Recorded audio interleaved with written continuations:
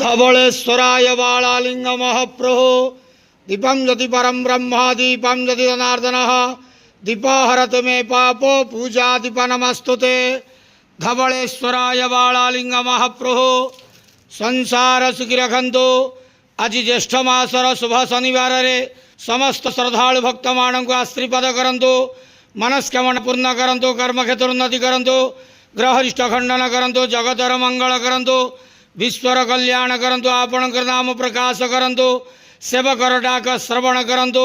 समस्त गुआवसा भक्त मानकर मनस्कामना पूर्ण करंतु। जो जो भक्त माने आपणक पाखरे मानसिक रखिचंती तांक मानसिक पूर्ण करंतु। धवलेश्वराय बालालिंगाय नमो नमः। संसार सुखी रखंतु आनंद के बार हरि बोलो। आज ज्येष्ठ मासर शुभ शनिवार रे समस्त श्रद्धालु भक्त मान को आशीर्वाद करंतु आनंद के बार हरि बोलो।